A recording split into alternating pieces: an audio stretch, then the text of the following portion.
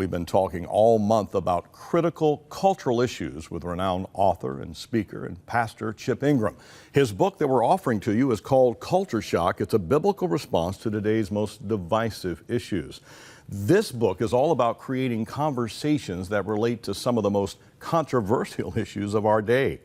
We really do desire here to approach all of these issues with grace and love, and in the process, simply create some respectful space for these conversations to happen. Now, Chip, in your book, you talk to us about grace, same-sex relationships, and the church. You say in your book that all of us need God's help in our lives and that the same grace is available to us all. Can you expand your thoughts on that, please? John, that is such a great question, and I think we absolutely need to understand that all of us have struggles. I think we in the church, and we just need to own our guilt here.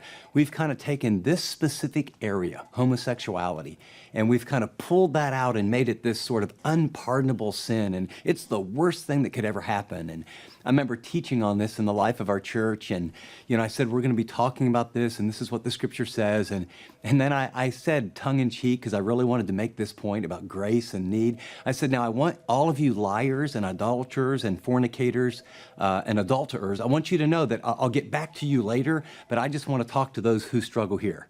And what I was really trying to do with that is say, when you look at what the scripture teaches, all sin separates us from God. All sin brings death. All sin ruins relationships.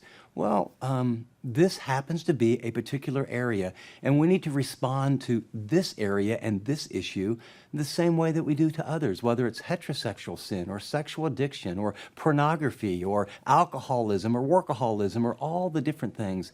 And so the only way to do that is we've got to understand what goes on inside of a person. There needs to be an understanding. If you don't have any friends that are homosexuals, then we as believers need to take the initiative and find out what's going on and treat them and love them. I don't have to agree with people that lie or worship idols. I don't have to agree with everything happening with a man or a woman that has a pornography issue. But God calls me to enter into their life and care about them and understand and treat it like all the other sins that we all struggle with. And I think we in the church too here, we need to create a really open forum where people know it's a safe place to say, hey, I have this struggle. When I taught again in the life of our church, when I was finished, I interviewed a man that spent about 10 years in the homosexual lifestyle. And I wanted him to share with our church his journey and how the church really was not open to him when he was struggling as a young man. And so I think we've got to bring the same grace to this issue that we ought to bring to every single other issue and break down these barriers. And as we will, God will bring healing.